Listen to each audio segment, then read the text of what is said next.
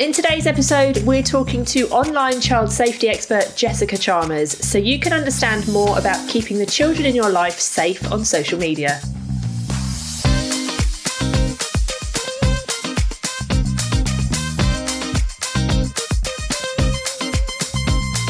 You're listening to JFDI with the two Lauras, and this episode is a little bit different. We're welcoming our very first guest to the show, and we're going to be talking about a different side of social media. Now, if you enjoy this episode, we would love to know. So please, wherever you're listening, rate and review, because that will help us to make the show even better and help us to get it in front of far more people. We usually talk about social media marketing and business on the show, but today we are talking about online safety. With 3 children myself and 8 nieces and nephews, I'm at the point in my life where I am starting to worry about how to keep my kids and other kids safe on social media. So I'm excited to welcome our very first guest to the show today to get some tips. And even if you don't have children yourself, it's likely that your clients do. So keep listening because you'll pick up some tips that might help them. Welcome to the show, Jess. It's so lovely to have you with us. Thank you for having me. I'm sure that there's plenty of parents who are pretty concerned right now with the state of the internet and how they can keep their kids safe on social media. So I'm really looking forward to this discussion. But before we get into it, I'm really just curious about how on earth you got into this line of work. Why did you decide to do this? So spill the beans, tell us your backstory. We are here for it. Okay, so as you know, I am a social media manager and I was looking after some local businesses' Instagram accounts. And I was aware, as we are as social media managers, about the power and influence that social media has over us, which is amazing when you're a business and you're sucking in your ideal customer. But I had this niggly feeling in my head that this is less good for children and young people. So this sort of niggle continued. And then I watched an amazing documentary called, it's a Netflix documentary called The Social Dilemma. And this documentary explores this very subject about the power and influence that the online world has over us. And I realised very quickly that I was not equipped to keep my children safe online. Had a bit of panic, spoke to a friend about it and mentioned to her, I want to learn this stuff. And at the time, I was running Instagram workshops for businesses as well. And she said, Jess, go and learn it all. Make a workshop, I'll pay, we'll all pay. So that's how the idea was born. So from then I went on a journey and I've trained with some of the world's leading child safety online experts. I've attended conferences and webinars. I've read so many books and listened to more podcasts than you can possibly imagine. And with that information, I've taken the best bits and I've kind of packaged them up into workshops that I run for parents, businesses and schools. So that's the story. It's brilliant, isn't it? Because as a busy working parent and acknowledging that social media is a minefield, and that's for someone who works in the field, it's quite daunting to say, right, I need to find out about my children's online safety. It's quite a daunting thing to think about. So the fact that there is now you there that people can come along to your workshops and stuff and learn, and you've done that hard work for them, the time consuming part, is brilliant. Yeah, well, thank you. This is what I kind of thought about it in the way that when I had my babies and they were little, I went to a first aid course. Now I knew I could have found that information online, but I didn't want to. I wanted to go to someone. I wanted to spend 45 minutes there. And I wanted someone to tell me everything I needed to know. So I kind of think of my workshops just like a kind of a first aid course almost for the online world. It's just packaged information that's simple and easy to understand and practical. I love that. I think and obviously I don't have this issue because William can't access the internet, but I think a lot of parents that I know kind of bury their head in the sand and they don't want to venture into that world because they're just a bit nervous of it. So without scaring our listeners too much, why should they be worried about social media? What are the risks to their children from being on social so that we can kind of address those first and then understand how we can overcome them? Okay, so I want to say straight off that I am pro-technology. I often talk about the risks, of course I do, but there's loads of benefits. And our children are lucky that they're growing up in this world, this amazing tech at their fingertips. But of course, with anything going online, there are risks. And the kind of general risks that you get online, which of course are also translated to social media, there's a risk of cyberbullying. There's a risk of them coming across inappropriate content, whether that's porn or hateful content or, dreadful things like self-harm, suicide content. That's all out there, unfortunately, on social media. And then there's the risk of online grooming, which unfortunately has risen. It's risen a lot since the pandemic. The FBI recently recorded that there's over 500,000 predators online. So that's 500,000 predators online. So the more children that went online, especially in lockdown, unfortunately, the more groomers are online. So that is a problem, and that's something that we must be aware of. And it's scary, isn't it? Because like when I was young, my parents would warn me about like don't walk alone in the dark and all of that sort of stuff. Yeah. Whereas now there's so many more things you need to be aware of, isn't there? There's also what I find really upsetting is, yes, those risks still exist for children who are out and about on the streets, don't talk to strangers, blah, blah, blah, blah, don't get in people's cars. That's all still very true. But these risks are risks that can take place when they're in your home, when they're in their safe place. And that's what's worrying, isn't it? When these kids are sat on their devices, even next to you, they can be having conversations with people they naively shouldn't be having conversations with, or being, led down this path that we don't want our children to be led down. It is frightening. It is frightening. And actually, I remember when I had my son, it was one of the things that really struck me was that I just felt that awful feeling that now with, and this is when he was a baby, it was kind of playing in my head at the thought that a bully can follow them home. They can follow them into their bed, in the front door, up the stairs, into their bedroom. They're just, it's a constant, but we can, there's things that we can do to sort of mitigate these risks. Yeah. And I think part of the problem, and I say this, and I know from this perspective, I'm in a fortunate position that I do understand pretty much all social media platforms. The only one I don't properly understand is Snapchat, because obviously I don't use it in a work capacity. But I understand the platforms and I understand how they work. And although I'm using it from a business perspective, I see kind of the parental controls that exist for parents and children. But I think part of the problem is for the wider general public, especially the non-social media using parents out there, they don't understand how the platforms work, let alone what kind of functionalities there are that exist to protect their children. And it can be, I guess, quite overwhelming. Like I see it all the time with TikTok in particular. And I know this has happened amongst people that I know, in that their children go on and I want to be on TikTok, I want to be on TikTok, I want to be on TikTok. Like I get it. And so they say, okay, well, let's set up an account on my phone, as in the parent's phone, and then I can monitor what you're doing, which is fine. Obviously, that's great intention. But then they set up their TikTok account and they sync it normally to their mobile phone, which means then that I then go on, if I go on TikTok now, I can see TikToks from children who I don't have a clue who they are.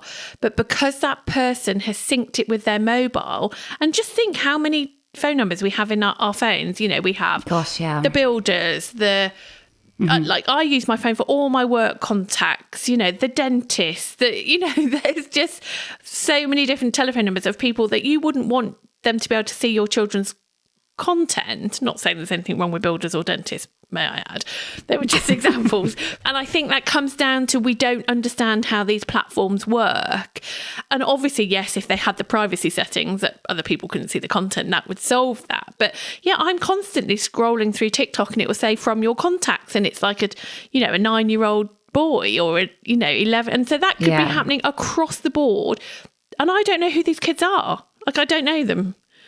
But I'm being exposed to these kids, and these kids are therefore being exposed to people in their parents' phones, and it's worrying. So in terms of how parents need to take the responsibility to educate themselves, but there are controls in place, aren't there, for a lot of platforms that parents can utilise? Yeah, there are. And actually the social media platforms and apps, they do have parental controls. And I hate the word parental controls. It just sounds so controlling, and I think it's a terrible word. I haven't got a better one, by the way, but I think that's a bad one. But I kind of think if you think your child's old enough, that's one of the other things I think it's worth mentioning. If you think your child's old enough, most of these platforms are for 13 plus. And lots of children are going on, at say 8 when they should be 13. But bear in mind that there was a great article in the Times recently which was talking about this subject, that if your child then goes on to social media at 8 when they're meant to be 13, when they're 13, the algorithm thinks that they're 18. So you can only imagine the kind of content that's being fed to them then. So, so when you think your child's old enough to go onto social media, it's a time where it's a great chance for a conversation, to sit down, to go through the parental controls and kind of talk about why you're setting them up. It's a moment to talk about, we're making your account private so you can't speak to strangers, and that then leads to a conversation about grooming. Or we're going to put in restricted mode, because then that means you can't have inappropriate content, and you can talk then about the kind of content that they might come across. Because for all the kind of parental controls that you put in place, your child's only got to walk to school or go to their friend's house and with their big brother or big sister who doesn't have the parental control set on, look at their phone, and they're going to see it anyway. So it's all about conversations, I think. Talk to your children about what's out there, what they might see, what they might come across, and then kind of explain to them what they would then do if that happens. Yeah, I think I recently had to talk to a child because of something they were doing online, and they were basically slagging off their teachers at school, which I get, they're kids. Like, in my day we'll have done that, but it would have just been probably face-to-face conversations. But yeah, and they put it on TikTok, and they said, oh, it's fine, it's a private account, no one can see that. And I had to explain to them that nothing on the internet is private. And yes, It's a private account, but someone can screen record that and send it into the teachers or show it to somebody and a screenshot. And so nothing, even if it's private, even if it's a one-to-one conversation in DMs on a platform, all of that in theory can be in the public domain very, very quickly. And I had to kind of explain that, and you could see the kind of penny drop. It's like, oh yeah, I hadn't thought about that. They thought about, oh, I've got a private account, I'm a bit protected here, I can say what I want because I'm just essentially talking to my friends. But you only need one of those friends to show it to a parent, or one of those friends to just be annoyed with you one day and go, well, I'm going to show the teachers what you've been saying on TikTok. And that's it, it's out there. Yeah, that's a really good point, because they just need to know that whatever, the moment they make their first post or their first comment, that their first step online is basically the start of their digital footprint, and that digital footprint is going to follow them for the rest of their lives. So just got to be, but that can be a really positive thing. Think about it, that could be a really great thing if they're posting really positive, great things about what they're doing. Then that's a positive digital footprint. But I think our children need to know that there's now, if they're going to go to university or they're going to go to school, there's admissions teams whose job is to look at our digital footprint. There's people there's people's jobs in companies, which is their job is to look at your digital footprint. There was a case in the class of 2020 at Harvard University where these boys they've worked so hard to get into Harvard University, and then the admissions team were looking through their digital footprint, and they saw some hateful comments that I believe were posted on Facebook. Anyway, that's it. Places are taken away, no longer at Harvard University. So I think that just goes to show you, if our children know that stuff, that's going to make them maybe think twice about what they post. More people need to know that. That's so true. I haven't actually thought that. Yeah. I never knew that. No, and I certainly haven't spoken to my children about that, because I suppose it's... You think of all the other things, don't you? Like, I think about the online grooming and the bullying, and I forget that actually the impact that their actions they take now can have a massive impact on them when they're older. God, how lucky are we that we didn't have to deal with that, though? I probably would never have got a job. I know. Oh, gosh. I know. We're very lucky. We're very lucky. So we sit down with our children. We feel like they're old enough. They set themselves up on an account. not using their parents' phone numbers as their setup. Yep. And away they go. And I think, yes, so I can see what would happen because I can see what happens in my house, and maybe I'm on my own here, but they're allowed access to something. You monitor it, and don't get me wrong, I monitor my kids' phones. I look at them every single day, but obviously you can't see what they've seen is the issue, isn't it, on a lot of these platforms. Yeah. And I can just see it play out that you say, yes, okay, finally I'll let you have TikTok, for example, because you've been bugging me for however many months. And yes, you have those conversations with them, and then you say, look, whenever you're on it, you need to be around me so I can see the kind of content, or I can hear the content. So you have to be sat next to me. Within a few days, the parent's in the room, but they may be concentrating on cooking the tea, for example. So they're not quite tuned into it. Then a week or so later, that child is sat in their bedroom, and you're not aware of any content that they're consuming. And what I think parents don't realise is how sensitive the algorithms are. And it only takes a child to loiter a little bit more on maybe a slightly controversial type of piece of content that is saying to TikTok, in this example, okay, show me more of that. So although when that child was sat next to you 2 weeks ago, they were just watching girls dancing, for example, or Fortnite videos, 2 weeks later, their whole content there could be served is completely different because of what the algorithm has learned. And obviously that can still be positive. That's not to say that in 2 weeks the content they're seeing is horrible, awful, pornographic. I suspect that's not the case, but I think parents need to be made aware of how sensitive these algorithms are on all platforms. Yeah, and that is a big thing, because of course if a child is shown something shocking, let's say porn, or something hateful, or they're going to naturally linger longer because it's going to shock you. So you look at it, and therefore that is, then you're bombarded with more and more of that imagery, and before you know it, you're in a sort of porn rabbit hole. So I can kind of see how parents need to be aware, and that's where conversations happen, because you can't sit with your child on the sofa with them while they're on their phones. You need to guide them at the beginning, absolutely, but you can't sit with them, forever. And the same way, I really believe parental controls have a great place for younger children, because it gives them it allows them to explore the internet without, being restricted. But I think conversations are the key here, because if you can speak to your children about what they might come across, then at least if they ever do see that, they know then what to do. So it might be, let's say you're on Instagram, you can click the account and you can say, show me less of this. There's every account, every social media app has its own sort of way of hiding content. So I think it's just sitting down at the beginning, going through what they might see, what if they see that, what they're going to do, and just being very open. Because if you think your child's old enough to have a phone or be on social media, then they need to be old enough to have those conversations about what they might see, because it's out there. Yeah, definitely.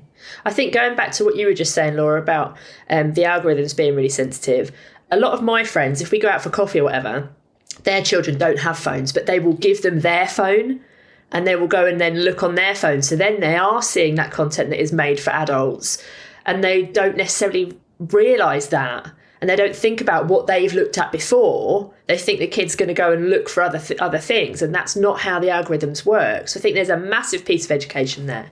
The content I see all the time on TikTok is how to contour my face.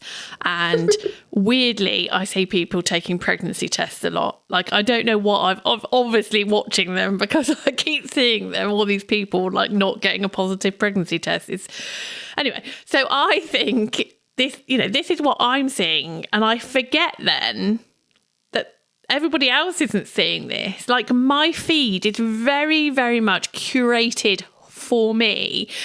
So we can naively sit there and think, oh, it's okay, my daughter can go on TikTok because she will want to learn how to contour her face. I don't think she needs to learn about pregnancy tests at the moment. But, you know, so do you think, oh, it's okay because we're not exposed to that?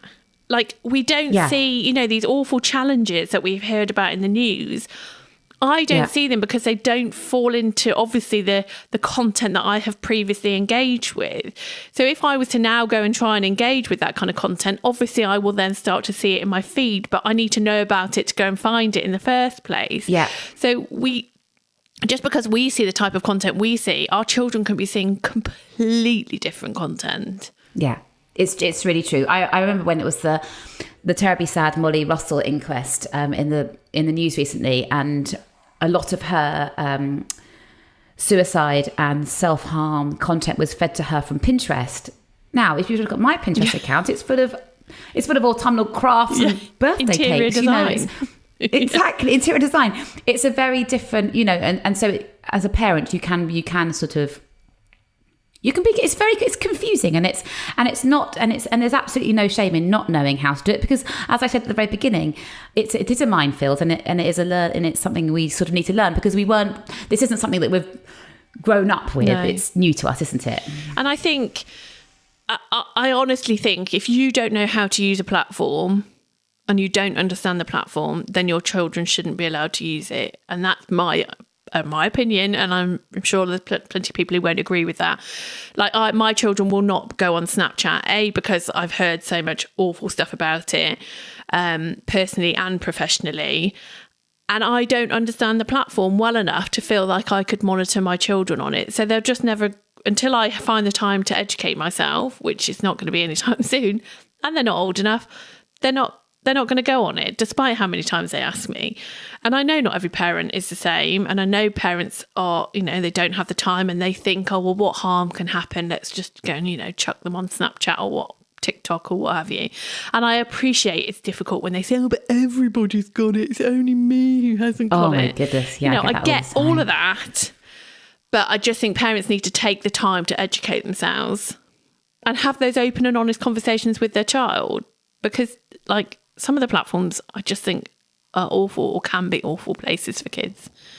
So on that note then, when we know that some platforms are better or worse than others, have you, in your opinion, is there any platform that's like better or worse for your children to be on? Oh, that's a tricky one, because they've all got something about them, whether that's a positive thing or a negative thing. So I personally don't think there is one that I would say is worse or better than any of the others, because, for example, with Instagram, you've of course got the whole self-esteem thing that a lot of girls face. There was the Facebook files that came out a while ago which talked about how girls really did feel bad when they were on Instagram. This was Facebook's own research, how they did feel bad when they were on Instagram. It made them feel bad about themselves, because that's, I mean, even as an adult, I have to sometimes tell myself, come on, Jess, it's all smoke and mirrors. You know, you're seeing, this isn't a real life. This is a curated snapshot of someone's perfect day. It's not reality. And I think that's something that children, especially girls, can struggle with. And the filters on Instagram are so powerful. I did a reel quite recently, and it's gone bonkers, and it's literally me showing myself in a filter, not in a filter.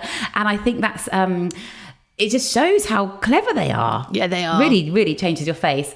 So that's sort of Instagram. And then you've got Snapchat, which of course has something called a snap map, which, if you're not familiar, it's a map, and it shows you pinpoints exactly where you are, so you can show your friends, but also it can show show strangers. So unless that's set up properly, that's a bit of a clanger.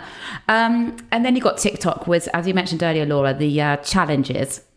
Basically, just for people who don't know, a TikTok challenge is a challenge on TikTok which goes viral, and it could be doing anything. Now, the blackout challenge was children holding their breath until they blacked out, which has ended in death, has ended in people with brain damage. You know, it's just a disaster. But there's fun challenges, and there's silly challenges, and then there's really dangerous challenges. So with all of these things, you just got to be educated, and then you can make a choice whether you think it's right for your child or not. Yeah. Now, this is going to be a really difficult question, but if there was just one thing you could tell parents to do to help keep their children safe online, what would that one thing be? So my one thing would actually be three things. But if I had to really do one thing, then my one thing would be talk. It's really simple, but talk to your children. Talk to your children about the risks of online. So as I said at the very beginning, talk to them about what they might come across. Talk about grooming. Talk about inappropriate content. Talk about cyberbullying. Talk to them about it so they're armed and they know then what to do and if it happens.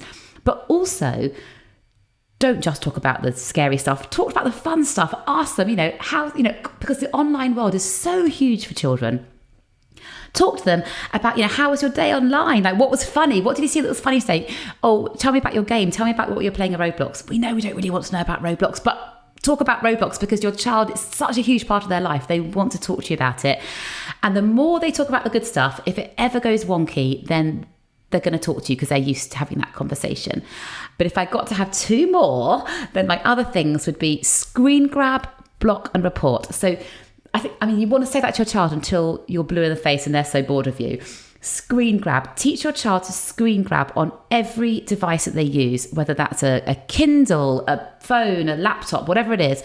So if anybody ever sends them an inappropriate message, then they can screen grab that and they've got that evidence. Especially on platforms like WhatsApp and Snapchat that have disappearing messages. Exactly. It can go in a flash. And so if you screen grabbed it, you've got some evidence. And teach your children to block and report. So in pretty much every gaming platform and social media app, it's all pretty much the same. You click the three dots, you block, you report. But teach them how to do that. And then they're empowered. So if anybody is unkind or says something rude or shares something they don't want to see, they can get rid of that person straight away. I mentioned a moment ago about that reel, the filter reel. Someone sent something quite horrible, really quite an unpleasant message to me the other day. And I just thought, no, thank you. Block, report, gone. I didn't give it a moment's thought. I could have lingered on that and worried about it, but I didn't. I blocked them, I reported them, and I moved. Actually, I didn't report them. I just blocked them because they were just being a bit of a meanie and moved on. And I think that's a really empowering thing that we can teach our children. Yeah, such good advice. That's good advice that we need to take too, Laura. Yes. Just block and move on. Definitely. Yeah. Block and move on. Yeah. Love that. Oh, this has been brilliant. There's been so much good stuff. Laura Davis, got any last minute selfish questions you want to ask for yourself?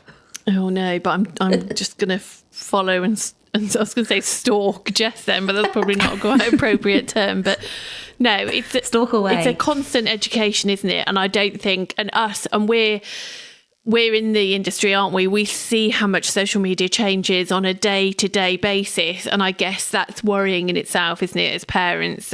Yes. 3 years ago, when I'd have been playing around on Snapchat, there wasn't no Snap Map things.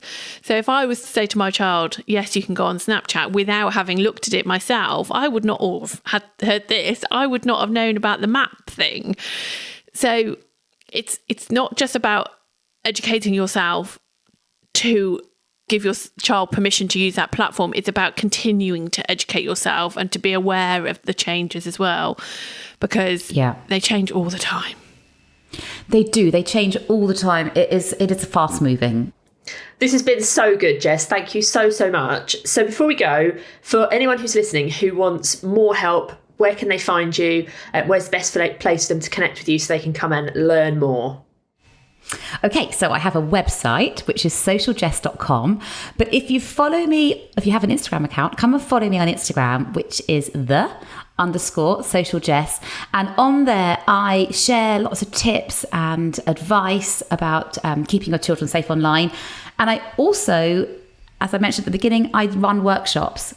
So I've got between now and Christmas, I've got a social media workshop, just an introduction to child safety online workshop, a gaming workshop, and then a little snappy pre-Christmas Christmas tech gifts workshop, which will be a kind of a quick half an hour. If you're getting some Christmas tech for your children, here's how to set it up safely. Oh, that's brilliant. That's such a good idea. We'll put all the links for all of that in the show notes. So definitely go and check in with Jess and go and follow her. Thank you so much, Jess, for being our very first guest on this show. It's been brilliant. Well, thank you for having me. I really enjoyed it. Thank you. So you probably know other people who are worried about their kids being on social media. So send them a link to this episode, or we'd love it if you could share this on social media so more children and more parents have the tools that they need to ensure their children are safe online. I'm sure they'll be forever grateful. See you next time.